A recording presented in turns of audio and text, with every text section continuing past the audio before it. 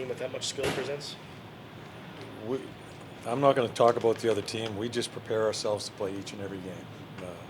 We have enough work to do ourselves to. We respect your opponent, but we're going to concentrate on ourselves. Travis Sanheim, I think his minutes are up like 6 minutes per game as what he was at, what he had last year. How do you think he's handling this sort of added responsibility? Very well.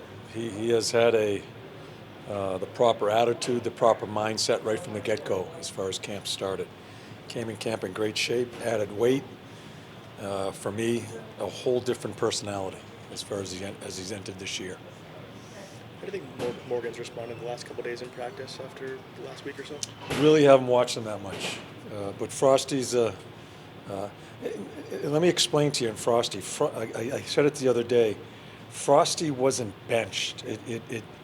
It's just that we have other skaters, and I'll be honest with you, I know I need to get him in. I want to get him in.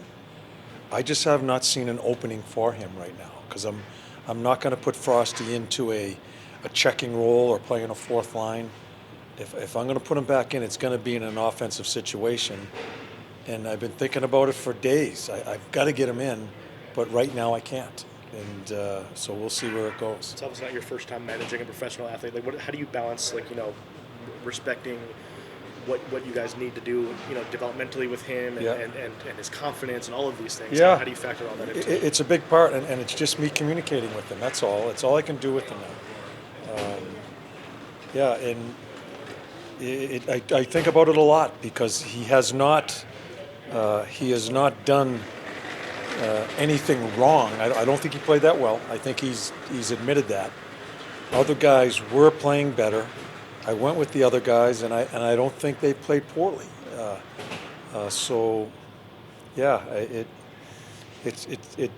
It bothers me, but I also have to make the decisions for the right reasons. So, and I think Frosty understands that. So we'll keep on communicating and see where it all goes. Is Tyson one guy that you think can have more of an impact offensively? Maybe get to the net a little bit harder, or do you like where his game's Well, he was probably one of the hardest guys on the puck the last game.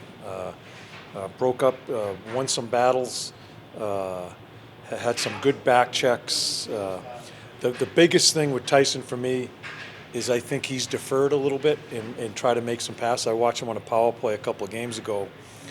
He's on the wall and he tries to feather one low because I think I'm not sure. I think Coots is there. I forget who's there, but I want him to score goals. That's what I want him to be, as a goal scorer, and I want him to think shot first. If there's anything that I have a problem with his game, is that his thinking of deferring and not taking a shot.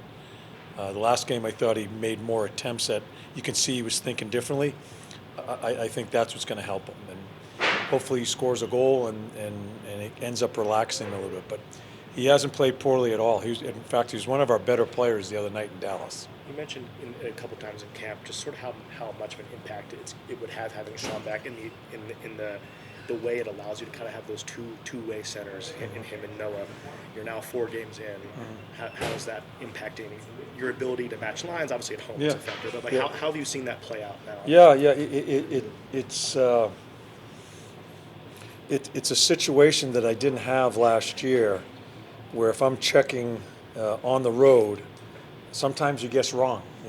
You're guessing who's coming out for them next, and if you're checking, you have your guys ready to go. It allows me to have 2 lines up. If it doesn't get to Coots, it'll get to Catesy. So it helps us that way.